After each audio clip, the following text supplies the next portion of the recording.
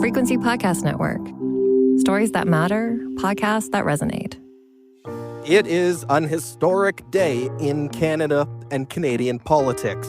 After 9 years in power, Justin Trudeau, Canada's 23rd Prime Minister, is calling it a career. Last night over dinner, I told my kids about the decision that I'm sharing with you today. I intend to resign as party leader, as Prime Minister, after the party selects its next leader through a robust, nationwide, competitive process. Trudeau's leadership has been on a rocky road since the 2021 federal election, where his party secured only a minority government.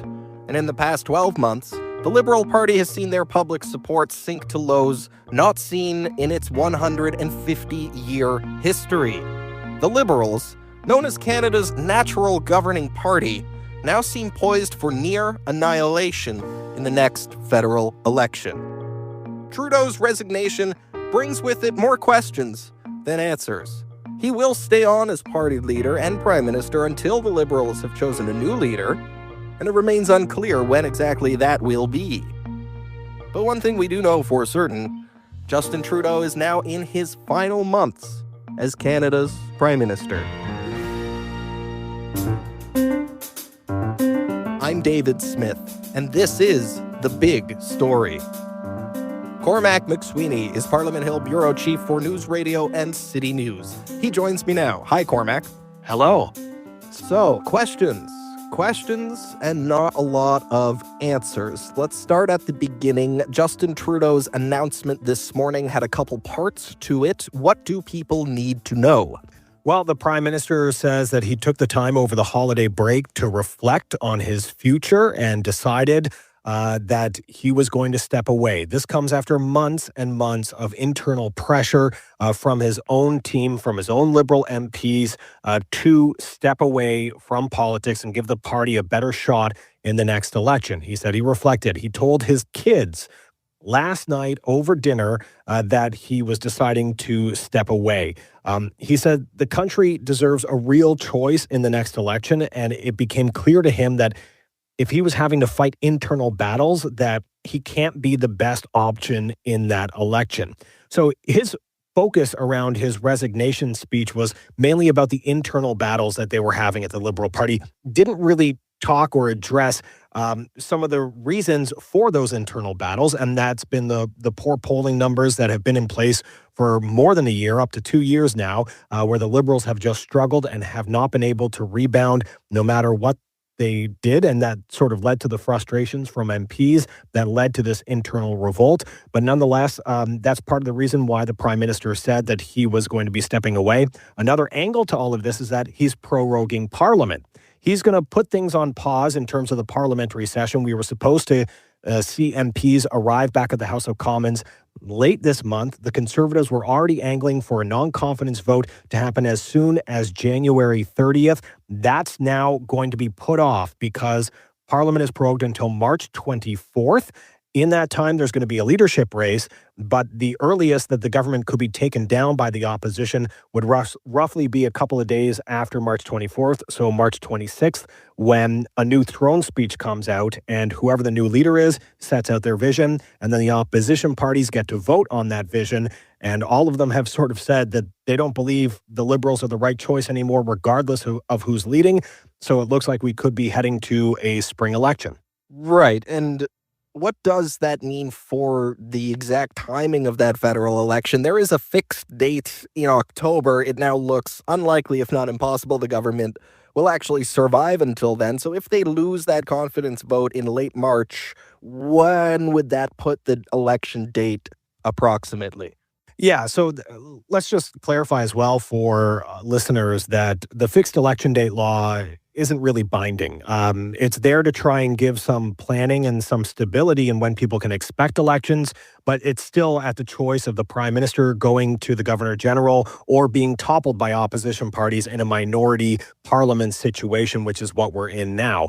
And so because of that, the government could fall at any time. There are a couple of scenarios that could happen. I mean, whoever the new leader is could say, I don't even want to go back to the House with a throne speech. I want to go to the GG right away and ask for an election. So, I mean, that's a possibility, probably an unlikely possibility, but that's one of the many possibilities that could be out there. But if we do see the government fall in that first week back with a new throne speech from the government and a new leader in place, that should put an election day somewhere around maybe May 5th or May 12th. Generally, election days in Canada are held on Mondays. And so those would be the two closest days to that 36-day mark in which you would have to have a minimum for a federal election campaign. There's been a lot of speculation that whoever the new leader is will want to try and head to the polls quickly, even though that might not be their choice given what the opposition is saying. And the reason for that is that they could potentially get what's called a honeymoon, a bump in the polls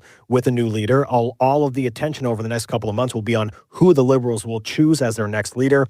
That can help with a lot of name recognition, make people feel maybe a little bit better if they've been soured against the Liberals and used to support the Liberals in the past. And so they may want to head to the polls right away and capitalize on whatever honeymoon they have and not lengthen it out a few months and potentially, face controversies or other issues as a result of all of that. Either way, whoever the leader is going to be heading into the next election, you can be sure the opposition parties are going to try and paint them with a Trudeau brush to try and take the Liberals out of power. Yeah. And the timing of the election, a lot of the unknowns there rest on when the Liberal Party leadership decision will be made.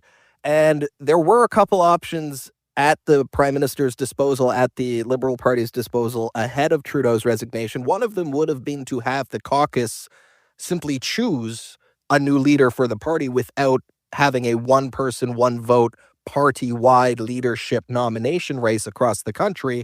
But Justin Trudeau and the Liberal Party have opted not to go with that route. They will be doing a national leadership convention. So how exactly does that play out? What do we know about how that's going to work? Well, we don't know everything about it. There are some timeframes in the Liberal Constitution, such as certain days, such as it has to be more than 27 days long, things like that. But there is also a lot of leeway for the National Board to try and expedite a process.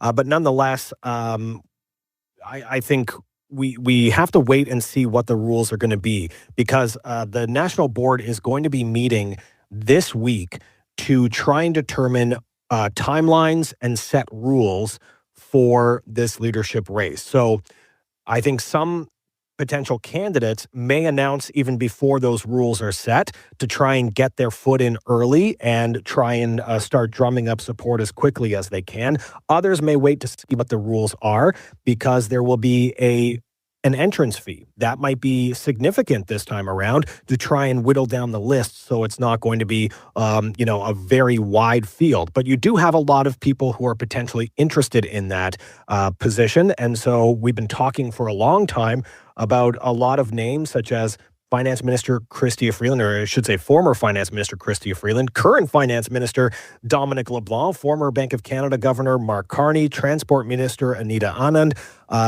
Innovation Minister Francois-Philippe Champagne, Foreign Affairs Minister Melanie Joly, even BC Premier Christy Clark could be interested in this position. So you have a lot of people with some name recognition who are looking into this. And the rules will be very interesting to see, because if there's a very high entrance fee, it might keep some people out of the race. If there are certain goalposts that have to be hit, such as members signed up and things like that. So we'll have to wait and see how the National Board structures this race, because it could determine how many people we get in there, and who decides to see it through right to the end. But also, there could be some random people that nobody has been talking about or expecting who might decide to jump in as well. So we'll wait and see what those rules are, but it can really matter a lot in a leadership race. I think it's worth stating again, just to remind the listeners, Justin Trudeau is still the Prime Minister. Canada is not without a Prime Minister. He will continue to be the PM until that leadership race is over. Is that correct? Yes, that is correct. The Prime Minister is staying on until his replacement is in place, and the Prime Minister remains the Prime Minister until a new Prime Minister is sworn in by the Governor General. Even in election times, I think people don't realize this sometimes, that in an election period, we often refer to them as Liberal leader, Conservative leader, New Democrat leader, things like that. That's to make sure that we have fair coverage over all three leaders, even though whoever the incumbent is still technically the prime minister until the day that a new prime minister is sworn in. So this prime minister has not quit today. He is only going to officially quit and leave that position once his replacement is in place. And that will be, I think it's fair to say, at the latest, that's going to be when Parliament returns in near the end of March, right? I think it'll be earlier than March 24th, because March 24th is when Parliament returns. So they're going to have some time to prepare a throne speech, lay out their vision, what they want, to present it to Canadians. If they're going to fall on that throne speech, they're going to want to do a little bit of work on that throne speech to make sure that it is campaign ready, because that's the vision they're going to be bringing into a campaign. And as well, I think they need a little bit of time to possibly choose a new cabinet. They may shuffle cabinet with a new leader in place, pick some people who they feel may be that they want to have in their inner circle in the lead up to whatever happens after Parliament returns. So it'll be interesting to see how that shakes out, but they'll need a little bit of time. So at least a couple of weeks, maybe a little bit more. It could be early March when we actually have a leader in place, so that there's a little bit of time for them to try and get their affairs in order before they're potentially taken down in a confidence vote. So, status quo for the time being, but Justin Trudeau will be resigning. There will be a new leader of the Liberal Party, and there will almost certainly be a spring election for Canadians. Now, you, Cormac, have been covering Mr. Trudeau since he was first chosen as Liberal leader before his first election victory, where he became the Prime Minister in 2015. I'd love to ask you, if you had to pick a couple moments or policies that will stand out as part of Justin Trudeau's political legacy, what would they be?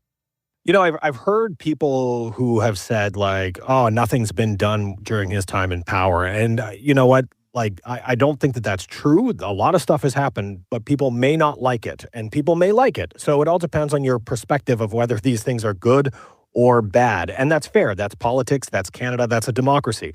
But there are several things that we can point to that the Prime Minister will be remembered for.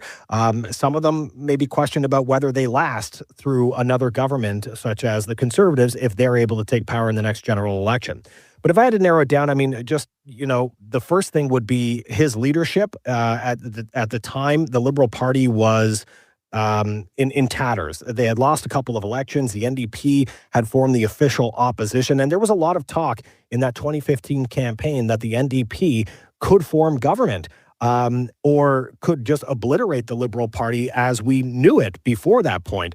He saved the Liberal Party from oblivion, if you will. And he was able to use that campaign, flank the NDP on the left, and save the Liberal Party. And for the first time in history, was the first party to go from third place to government in one single election. Right away, he was dealt with the medical assistance in dying. The courts had ruled on it. The Harper government chose not to deal with it right away. And so it got left till after the election, and he had to deal with that whether he wanted to or not. Legalization of marijuana happened under Trudeau. There was a banning of assault-style firearms and handguns that they pushed through.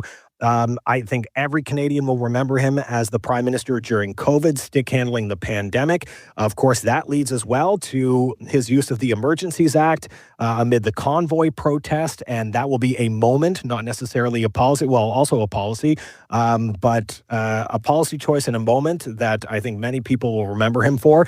But those around him and close advisors to him, and even the Prime Minister himself kind of alluded to it, that he believes it's the family issues and the issues of the middle class that will will be a lasting legacy for him, such as increasing the Canada Child Benefit, lifting a lot of kids out of poverty, implementing the National Child Care Plan, the $10 a day child care plan, as well as the dental care plan for those without coverage. Now, the NDP argues a lot of those things they had been pushing for well in advance, but just like healthcare, the NDP had been pushing for it, but it was a Liberal government that kind of pushed these policies through. We'll have to wait and see if some of these policies survive multiple governments and become entrenched as policies that stick around for generations to come. But only time will tell with those. The end of an era in Canadian politics after 9 years, really an historic day and a momentous occasion for all Canadians, and especially those of us who watch these things closely. Cormac MacSweeney, thank you so much for your time today on such a busy day. Really appreciate it. Anytime, David. Again, that is Cormac MacSweeney. He is the City News and NewsRadio Parliament Hill Bureau Chief, joining me from Parliament Hill today. That was The Big Story. Thank you so much for joining us. You can send us feedback on this episode or any other episode. We'd love to hear from you. Email us at hello@thebigstorypodcast.ca or leave a voicemail at 416-935-5935. You can find the show on the Seeker app or on all your favorite podcast players. Please rate, review, follow, and share. I'm David Smith. Thank you for listening.